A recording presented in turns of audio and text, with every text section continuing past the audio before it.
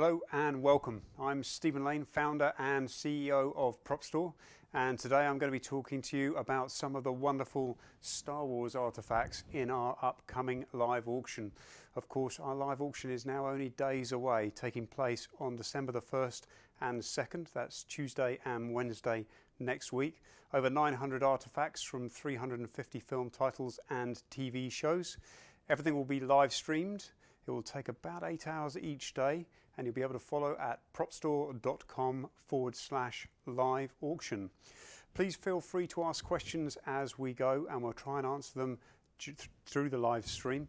Alternatively, if we don't get to them, then we'll circle back to them afterwards for you. So let's take a look at some of the wonderful artifacts that we have out for you on display today. And I think what's pretty incredible about this year's auction is actually the range of lightsabers that we have. Different films, different characters, different build and different application. So let's take a look at some of those right now. And we're going to start with this one just here, which I'm going to pick up so that I can demonstrate for you. So this is from Star Wars Revenge of the Sith. This is actually a green bamboo training lightsaber. Now this particular type of lightsaber would have been crafted and created by Nick Gillard and the stunts team just for the training purposes, exactly what we've called it. This is in fact made of bamboo itself. It's painted green and then is encapsulated with a plastic wrap seal. You can actually see some of the damage on the blade here, and that's broken through the seal. There we go, we've got it in close up on the screen for you right now. As we come down the length of the bamboo at the end here, we actually have an aluminium, silver anodized aluminium handle. And then if I just turn this very slightly to camera, there we go, I think we're just getting some of that, there we go. We can actually see the end of the bamboo cane there coming through. So super lightweight, all designed for training and rehearsal purposes. And this has an auction estimate of £3,000 to £5,000. So right next to that, I'm going to pick this one up. Now this one's a little bit weightier. So this is, of course, from The Phantom Menace. This is Obi-Wan Kenobi's, Ewan McGregor's fighting lightsaber with the blade. Now this style of lightsaber would have been created and designed specifically for using in the action sequences, in the dueling sequences. It's made with, this has actually got an aluminium blade here, aluminium blade section again, which has been finished in green and then is vacuum sealed. And then this has a resin handle, a resin hilt.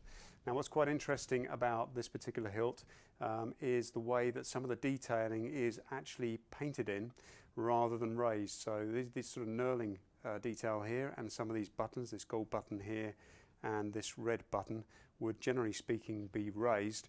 And what they were trying to do there was just make it easier for the actors to actually hold the lightsabers and use them during dueling. So as you can see, as I grip that, it does make a big difference to the comfort for the use by the actor. They had a lot of problems with these during production, with the blades actually bending and breaking, and it's something that evolved during the productions as they moved forward from The Phantom Menace to Revenge of the Sith, and I'll talk about that a little bit more as we go along. This particular saber comes with a wonderful polaroid of Ewan McGregor sat sleeping while holding his lightsaber up, probably after a long day of battling. There it is on screen now, with a wonderful handwritten message there as well.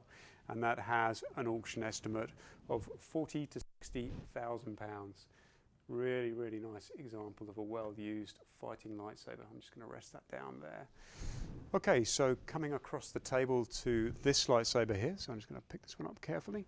So this is from Attack of the Clones, and also the same style of lightsaber was used in Revenge of the Sith. This is Plo Koon's dueling lightsaber hilt, so he was played by Matt Sloan. And this again is a resin hilt. So this is one that has been designed for dueling. As you can see, it's got the threaded detail on the end here. Interesting enough, on this particular saber, if I can just move it in the light, it's just flaring out a little bit, but hopefully you can see that. We've actually got raised buttons and details on here. So just turn it slightly in the camera. There we go. We can see that. There's a little bit of damage up along here to the sort of fins, the veins that are cast into this. Other than that, it's got a really nice distressed look and finish and feel to it. And this, of course, sort of screwed the lightsaber blade onto it. And for Attack of the Clones, as they moved from The Phantom Menace to Attack of the Clones, they actually introduced a thicker wall blade. So it's one of the tells that we look for when we're appraising lightsabers, is just how thick the wall of the aluminium is. And as they moved from there on to Revenge of the Sith, they were actually predominantly working with carbon fibre blades, which were that much stronger and lighter. So this has, as I say, an auction estimate of £12,000 to £16,000. So from that saber, we're going to move on to this hero example of a lightsaber. So this again is from Star Wars Revenge of the Sith. This of course is Darth Vader's lightsaber. I think most of you are going to recognise this as Darth Vader's lightsaber. Now Darth Vader's lightsaber doesn't actually show up in the final cut of the film, and that's because of the way that Vader would actually wear the saber. It was too far around his belt and it was covered by his robes and by his cape. But it was extensively seen in the publicity and promotional material that was created for the film, featured in a number of books. There we go, we've got one of the shots, or a couple of the shots coming up on screen for you now. And this is a hero construction. So what we're talking about here is an all aluminium body. At the end we've got a steel cap which has been chrome plated. Just making sure I'm holding that right for the camera. There we go, that's a little bit better. We have rubber vanes on the side here, the grips. If I just rotate it around slightly here, we can also see the belt clip. Again, as we come up the body of the saber, we've got some of the vacuum metallized detailing here. And then if I just turn the saber very carefully to camera for you, there we go, you can actually see there's an aperture in there, and that's actually a threaded hole designed and built in preparation to take a lightsaber blade if required. So this particular saber comes from the collection of Nick Gillard, who was of course stunt coordinator and saber master on the film, self-designated saber master, I think highly regarded for his work that he did with lightsabers. So it comes with a letter from Nick, so excellent provenance with it, and it has an estimate of £40,000 to £80,000. Right next to that, so sticking with Revenge of the Sith, I'm sure many of you are going to recognise this one as well. This of course is Obi-Wan Kenobi's lightsaber, Ewan McGregor's lightsaber. Now I think what's most endearing about this particular lightsaber, of course, it's this design, and similar to the Vader as well, that ties the two trilogies together. This is the same design of saber used by Ewan McGregor as we saw used by Alec Guinness in Star Wars A New Hope in 1977. This is all hero construction as well. It has this aluminium turned piece at the end here, the end cap. Moving up, we can see we've got a vacuum metallized area here, and those two very distinctive rivets. So I'm just trying to get the light for you there as well on camera, that you can see, which is part of the dressing, very distinctively seen on the screen. And then as we come up the body of the saber here, we come to the emitter, which again is turned aluminium. So a wonderful hero prop. The hero lightsabers are incredibly rare, incredibly hard to find. And this again, as I said, comes from the collection of Nick Gillard, so it comes with a letter of authenticity from Nick as well, and it has an auction estimate of £80,000 to £120,000. So I think that pretty much covers what we have on the table for lightsabers. So I think we're going to step back now and look at some of the droids that we have in our auction. We have many droids. Who would believe that? Incredible.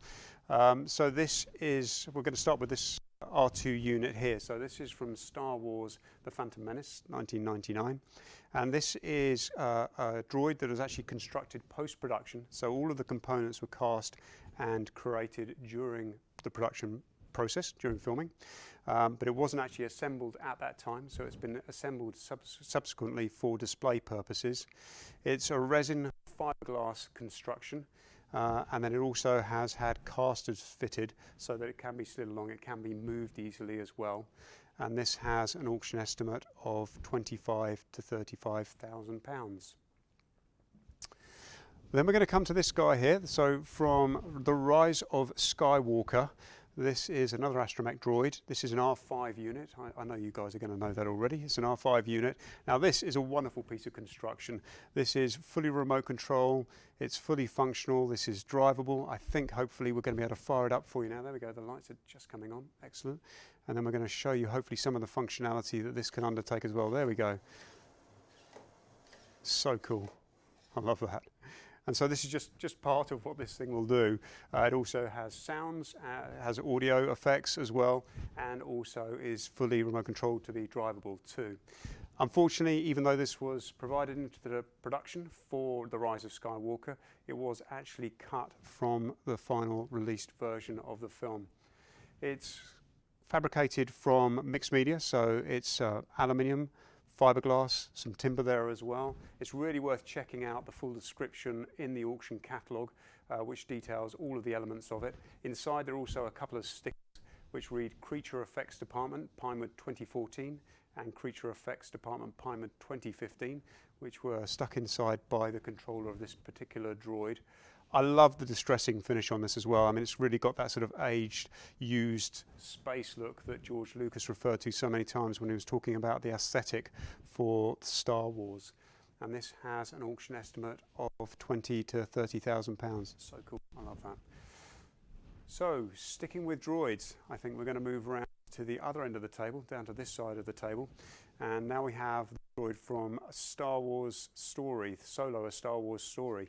This is the R2-S8 droid. Now, this particular droid is seen displaying a hologram for a pair of Imperial stormtroopers at the Coronet Spaceport on Corellia. And he was, in fact, actually later recreated as an action figure as well, as part of the Droid Factory toy set. So you can not only own the real filmed unit, but you can also collect the toy as well. As you can see, we're just demonstrating a little bit of the functionality there. So we're rotating, Graham's rotating the head left and right. It has lights, they're a little bit washed out under the bright studio lights that we have here, but it's also designed to be fully driven and remote control. So it can on set and also around perhaps your living room if you'd like to, if you're the winner in our auction. It's constructed again of mixed media, so it's made of plywood, fiberglass, aluminium. The dome is cast fiberglass with resin components as well. And this was also filmed on ObiWan as well. Unfortunately though, it was cut from the final release of that film. What I really like about this particular unit is the fact that the back panel is removable, and I think we're just going to show you a close-up shot on that. There we go, excellent. And on the inside of it, it's been autographed in blue pen by R2-D2 performer Kenny Baker, the Kenny Baker. In addition to that, there are also notes on dates and locations for when this droid was on set. There we go, we can see that on screen as well. So really nicely documenting the provenance for this.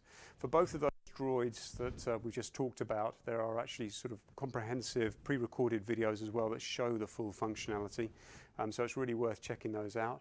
And this, the R2-S8, has an auction estimate of £40,000 to £60,000. So I'm going to stop talking for a second, excuse me, and I'm going to fire over to Tim just to see if we have any questions at this point. Tim, over to you, sir. Yes, I was asking about the weight and handling and the balancing of the ObiWan Saber. Okay, so just in case you didn't hear that, I'm going to repeat that. So somebody was asking about the weight and the balancing of the ObiWan Saber, so I'm just going to pick that up. Obviously, to try and demonstrate the weight on camera is quite tough, but it does have quite a heft to it. I mean, it does have some weight to it. It is a reasonably thick-walled aluminium tube, and then you have a metal rod that comes through here as well. Now, the balancing of the lightsabers is something, again, that was progressively discussed through the movies. And I have a lovely story of when Tim and I went to meet Nick Gillard for the first time. Gosh, it must be 10 or 15 years ago. And at that time, Nick still had some bladed sabers in his collection. And he talked specifically about the way that those sabers had been weighted. And he got one of these sabers, a bladed saber, out, and he lifted it up in the palm of his hand and then just twirled it and span it and said, look, that's how perfectly we got these balanced for filming. So it really was a consideration when they were producing them for the films. Probably less so on the Phantom Menace, as they were really learning about the construction and how they were going to piece them together and how they were going to work. But by the time they got to Revenge of the Sith, I think it was really a master art. Tim, hopefully that answers your questions. Any more questions from you at the moment? That's it, thank you, mate. Okay, no problems. So now we're going to have a look at this. So this is from Star Wars New Hope, but this is from the special edition in 1997. As I'm sure you'll know already, George Lucas, of course, came back in the late 90s and decided to make tweaks and changes to the film. Technology had moved on, and also there were things that had always bugged him that he wanted to go back and change if at all possible. And that's what we have here. So we have ObiWan Kenobi's homestead. And the reason that he wanted to change Obi-Wan's home is because he wanted the architecture to be more consistent with the rest of the Tatooine's architecture. So he felt that it just needed that change. And there we go, we've actually got the shot there on screen for you. This does screen match to that model miniature. This was made by the team at ILM, by model maker Paul Houston. And it's made from foam core material, so it's a board that's trimmed down. It's also plaster, resin, some fiberglass as well. And not only do you get Obi-Wan's Home if you win this, so you could actually end up owning Obi-Wan's Home, you also have the moisture evaporator that you can see just in front of us, and also the few other model miniatures, the dressing miniatures that go with it as well. And this has an auction estimate of £25,000 to £35,000. Sticking with the special edition, I'm going to move over to this piece. So this is again from the same scenes. This is the Dowager Queen crashed spaceship model miniature, and George Lucas really wanted to give Mos Eisley the appearance of a larger city than it was initially portrayed as in the 1977 theatrical release. This is really predominantly, clearly see this on, there we go, you've got it on screen for you right now. Of course it screen matches, it's one of a kind, custom built by the ILM guy. It's predominantly fiberglass components and plastic paneling that's been adhered and mounted together, a little bit of metal work on there as well. And this has an auction estimate of £8,000 to £10,000, and actually in that close up there you can just see how wonderful the ILM paintwork is that's been done there by the model makers. Really, really great job. Excellent. Okay, so from the miniature, we're going to go to one of the largest Star Wars artifacts that we have in our upcoming auction. I think, again, I know most of you are going to recognise a lot of the items that we're talking about today, but of course this is a wonderful full-size dewback head. Now this particular dewback, the creature, the dewback, was actually inspired by a piece of 1975 concept art that was created by the legendary Ron Cobb, who we sadly lost recently. And that featured a rider atop of a giant lizard, and it's well documented that George Lucas has seen that and used that as inspiration for this particular creature. Of course, the dewbacks were spotted in the film around the port of Mos Eisley and also appeared comprehensively in the promotional material for the film as well. This was built by Fred Pearl at Art Models Limited, and this particular iteration is actually a production backup, so it's a safety that Fred built at the time of filming to ensure that they had one to hand just in case the studio called on another version or in case there were problems with the ones that had been sent out for filming. If you actually go onto our website and look at the listing for this, there are some wonderful behind the scenes photo of Fred, actually of Fred's studio, and also of one of his assistants sitting on top of the full-size dewback in his back garden, which is just awesome. It's made with a rubber skin, so on the outside of here there's a rubber skin. On the inside there is a fiberglass support structure to it. And then as we come in close here, I don't know if we can get any closer on this, but it's got a really nicely detailed glass eye here as well, which gives it some character. And this has an auction estimate of £20,000 to £30,000. This is the last known reference, the last known example, full-size example of the dewback from Star Wars. So hopefully he can find a new home. So I'm just going to step around the trooper there. There we go. So having talked about some items around us in a little bit of depth, I'm now going to talk a little bit more briefly about some of these other pieces. We do have many Star Wars items in our auction, so please understand that we can't talk about them all today. So I'm going to start at the end of the table here. Here we have from The Empire Strikes Back, it's Brian Johnson's crew autographed C-3PO presentation Oscar statue. So this was gifted by Lorne Peterson to Brian. At that time, when Empire Strikes Back was released, unfortunately, there was actually no Oscar available for special effects. Thankfully, Brian was presented with a Special Achievement Oscar in 1981 in recognition of his work. But this particular Oscar was put together by the crew for Brian. It's signed by 42 cast and crew members. So the best thing to do, rather than me read them all out, is actually check out the auction description in the catalogue, and you can see the full list there. That has an auction estimate of £8,000 to £10,000. Coming to the other end of the table to my left here, We have a Bespin blaster, for, sticking with Empire Strikes Back. This is a resin version of the blaster. Of course, it has the aluminium tube that runs through the core of the structure of the blaster and is evident at the very end. And that has an auction estimate of £6,000 to £8,000. Again, sticking with Empire Strikes Back, and right next to me here, we have one of the Hoth Rebel Trooper rifles. Now, one thing that's worth noting that's been made apparent to us today as we continue to discuss and research these artifacts is that this has had some synthetic restoration over time. And so as we look at the end barrel, or the end piece of the barrel just here, that has actually been replaced at some point, and then a section of this stock here has also been repaired. The butt plate at the end here is actually still original, but it has had some repair and restoration to it, and that has an estimate of £20,000 to £30,000. So moving on to Return of the Jedi, we're trying to cover everything for you. Moving on to Return of the Jedi, at the end of the table here, we have Roger Christian's script. Now, Roger was second unit director for Return of the Jedi. He was very heavily involved with the filming of the Ewok village sequences, and actually this particular script has a bunch of annotations that are relevant to those scenes embodied within this copy. Again, it's really worth checking out the full description and listing at propstore.com so that you can see all of those annotations and get a little bit more information about it. And that has an auction estimate of £6,000 to £8,000. Still on this table, we have a Stormtrooper blaster, hero version of the Stormtrooper blaster from Return of the Jedi. So that's a metal blaster with metal dressing and a real scope of it there. That has an auction estimate of £50,000 to £70,000. And then coming down to the other end of the table, sorry guys, moving you around backwards and forwards, back to the Phantom Menace. Here we have a call sheet that's been signed by the main cast and crew. This has been signed by George Lucas, Natalie Portman, Ewan McGregor, Liam Neeson, Sam Jackson, Frank Oz, and many, many more.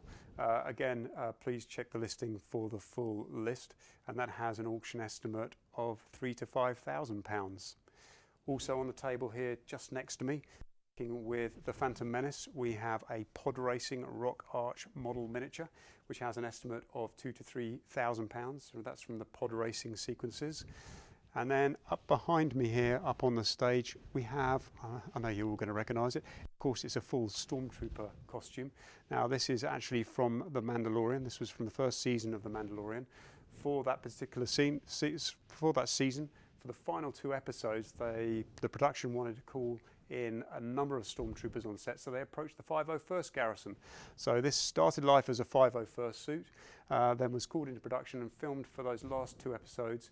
And we also have a still indicating exactly where you can see him on set. If you'd like to see that, then please just drop us a line. There are over 100 Star Wars items in the catalogue, so as I said, we've not been able to cover everything today, but hopefully it's given you a little bit of insight into some of the wonderful pieces we do have. I'm going to go back to Tim now just to see if any questions have come in online while we've been chatting. Oh, so we've been asked for another demonstration of the R5 units. Rob can just fire that up for us to see if we can get, there we go, lights are coming on, and then there he goes, look at that. As I said before, this is fully drivable as well. It comes with remote control. If I remember rightly, for this particular unit, it's actually a modified PlayStation 2 remote control that's been adapted to suit, make it ease of driving, so you have all the paddles and joysticks and buttons to press for the different functionality. Any other questions from you there, Tim? Okay, well thank you, Tim. So as I said, this is just a small selection of not only the Star Wars artefacts that we have in our upcoming auction, but also a small selection from the entire catalogue. You do still have time to book a one-to-one Zoom viewing with us if you'd like to. Please just reach out to us at auction@propstore.com. That means that we will schedule a call with you at a time that's convenient to you, so you can chat with one of the Prop Store specialists and ask any specific questions. Thank you for joining me today. This is in fact the last live stream prior to our big auction days taking place next week. We've certainly enjoyed putting them all together. I hope that you've enjoyed them as well. I would like to take this opportunity to offer my sincerest thanks to the entire Prop Store team for putting these together. It's been a big learning curve for us. It's not something we've done before. This is all down to the pandemic that's forced us to do things a little bit differently, but it's been a lot of fun, and I think it's been a lot of fun for you guys too. I certainly hope so. So please don't forget to register at propstore.com/live auction. And of course, if you decide to take part, the very best of luck to you.